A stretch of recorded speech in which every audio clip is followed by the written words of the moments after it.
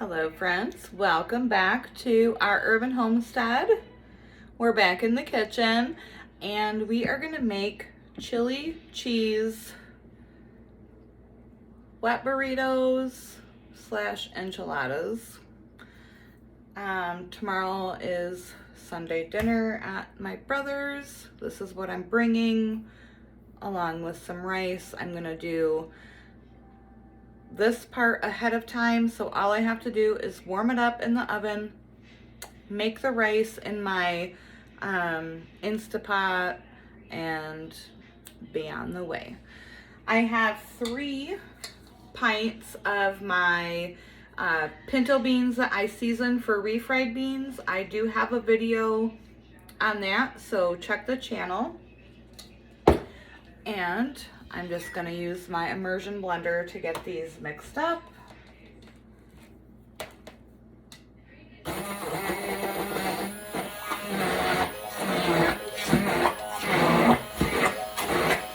You can do this with like a hand masher.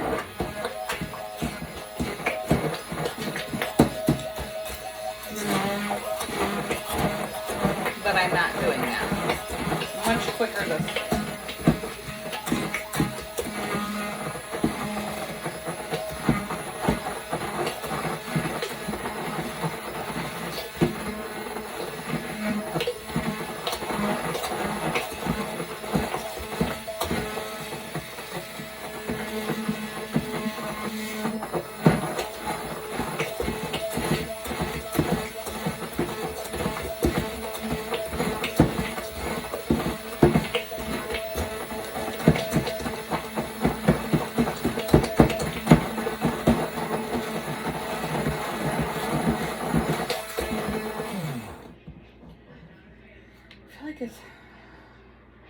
There we go. It's not on the highest setting. That's why it was taking forever.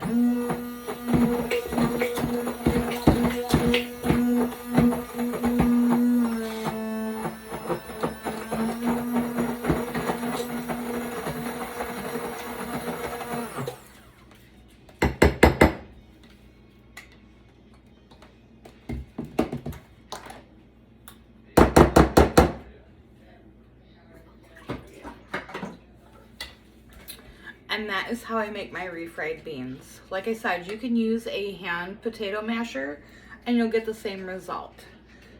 This is just much faster and I don't have to have them on the stove. Next, I'm gonna brown 2 pounds of hamburger and then I will season it and be right back. Okay, so my hamburger is all browned. But I wanted to address one thing real quick before we season the burger and get started with the next process. I have seen a lot of questions, and I have got a lot of questions about this black substance on the top. Oh, there's something on my lips, sorry. On the top of your canning lid, and is it mold? No, this is not mold. This was from my pinto beans. You see a lot of it on beans and chicken, and all it is a chemical reaction to the protein on the lid. It is not mold. Now, if you see some like black stuff on top of your canned food or any white fuzzy stuff, I definitely would not use that, throw that away. But this black on the lid is completely normal. And like I said, just a chemical reaction of the protein with this coating on the lid. So don't think that your canned food is not safe if you see that. All right, so the burger is browned. Again, this is just a bit over 2 pounds of hamburger. Got my taco seasoning. I do believe I have a recipe on my Facebook page for the taco seasoning. If not, drop me a comment and I'll do another video to show you guys how to do it. I don't measure with cups. I measure with my soul when it comes to taco seasoning. So we're going to start with that and see where it goes. I can already tell you I'm going to need to add more.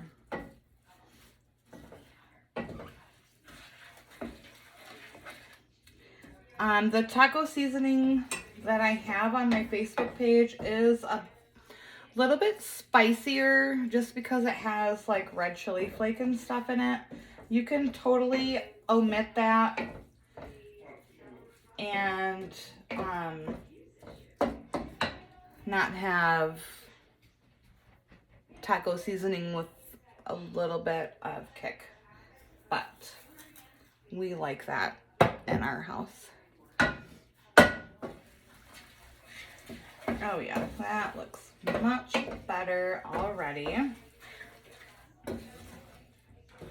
I did not drain the burger, and the reason for that, especially when it comes to this recipe, is normally you would add a bit of water with your taco seasoning.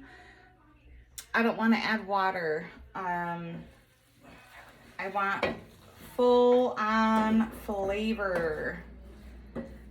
So I typically don't drain my burger meat anyways because fat adds flavor and we like our food to be flavored. Okay, I'm gonna grab my pinto beans that I put through the immersion blender, and I'll be right back. And I'm just gonna add the beans into the seasoned meat mixture.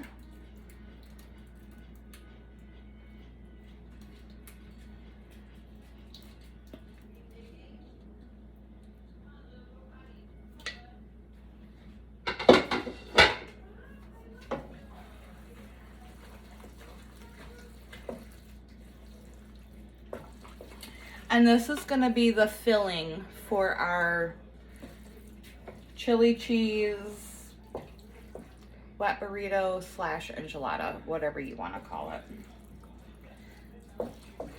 I just call it delicious.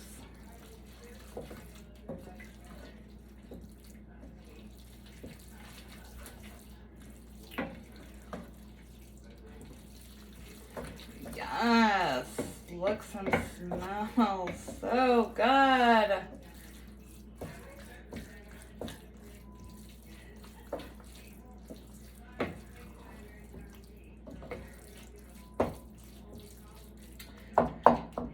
I'm gonna give this a taste real quick just to make sure that the seasonings are on point.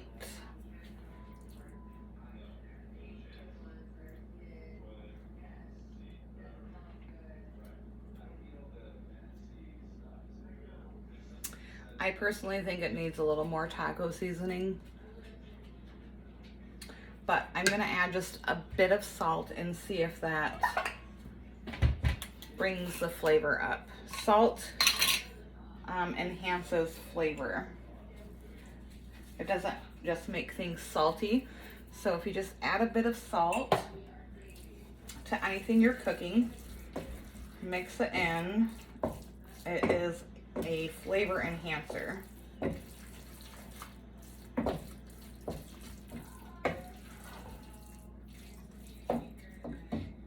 let's see.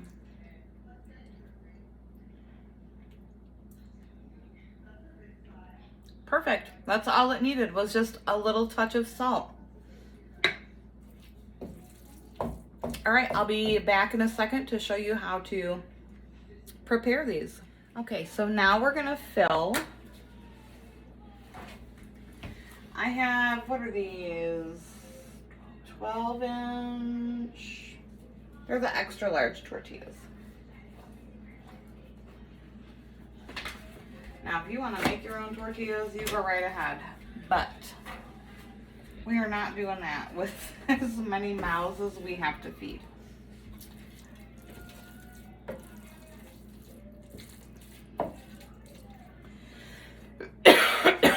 So I'm just gonna take a little spoonful or spatula full. April, quit eating the filling. But it's really good. I know. I'll leave you alone. It's for dinner tomorrow, though. It's good. It's good to eat. It's April approved.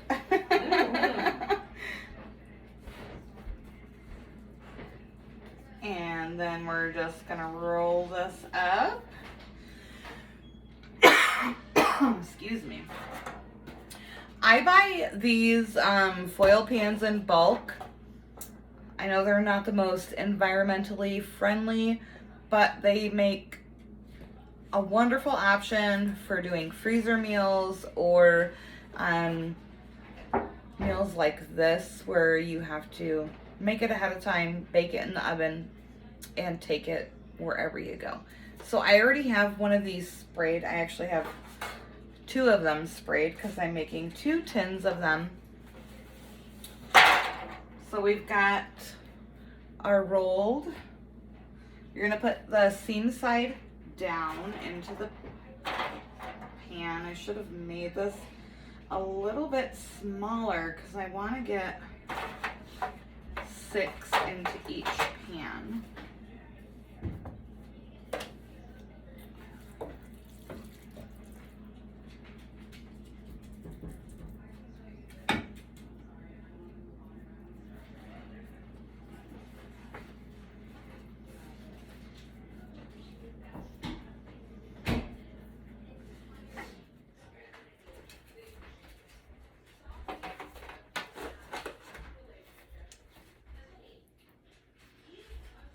All right, I'm gonna go ahead and get the rest of these rolled up and I'll be right back. Okay, so I've got my tins filled. I've rolled all the burritos and now we are going to make the chili topping. I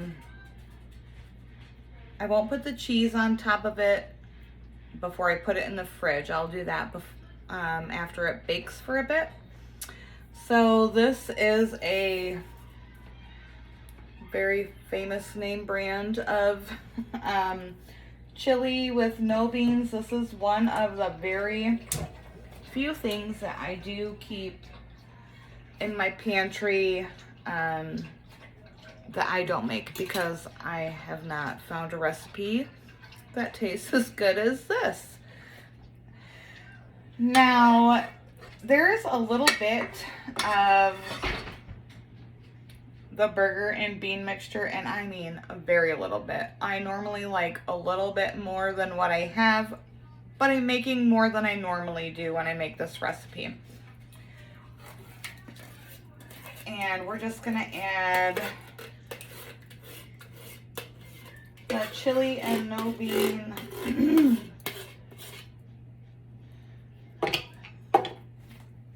to the same pot.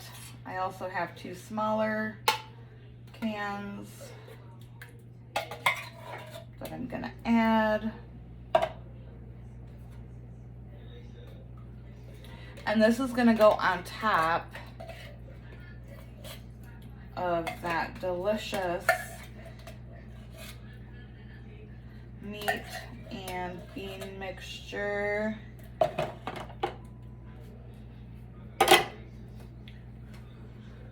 My hand is gross. I need to rinse it.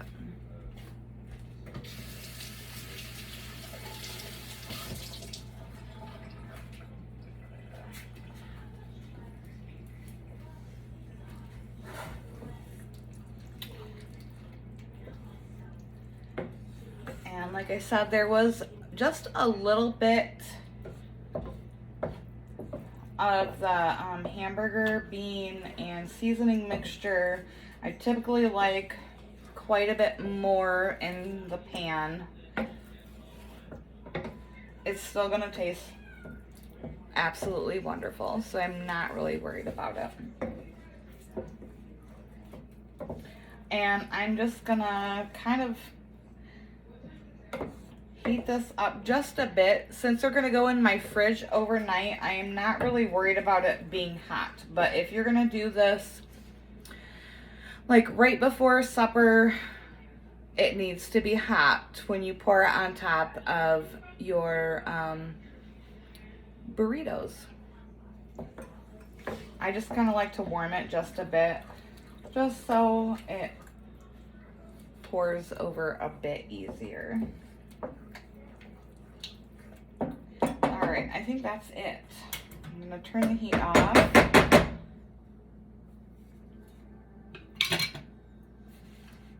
I'm gonna try to gracefully, I don't know how graceful this is gonna turn out, but we'll see. I'm gonna try to pour half of this onto each pan.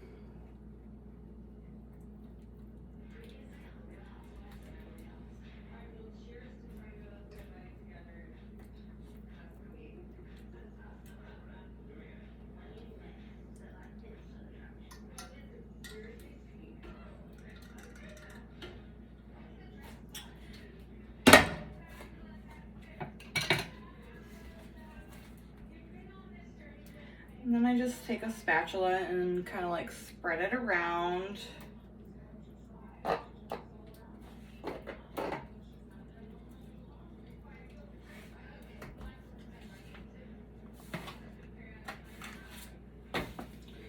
Probably need to scrape the pan for this one.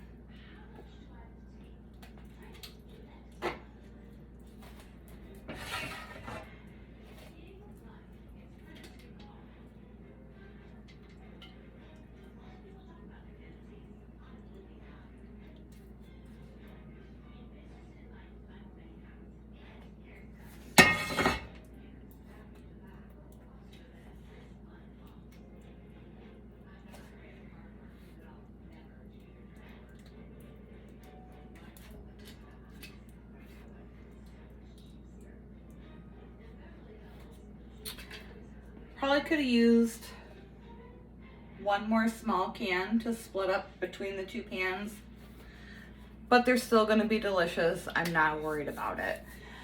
So I'm going to pop the lids on these, put them in the fridge, and going to bake them tomorrow at 350 for about 45 minutes or until they're hot and bubbly. And then I'm going to sprinkle some cheese. You can use whatever kind of cheese you want, and bake them again until the cheese is melted and delicious. Serving it with some Spanish rice, and it's so good. So I hope you enjoyed this recipe. Thank you so much for watching, and I'll see you tomorrow with the tomato video. Bye-bye.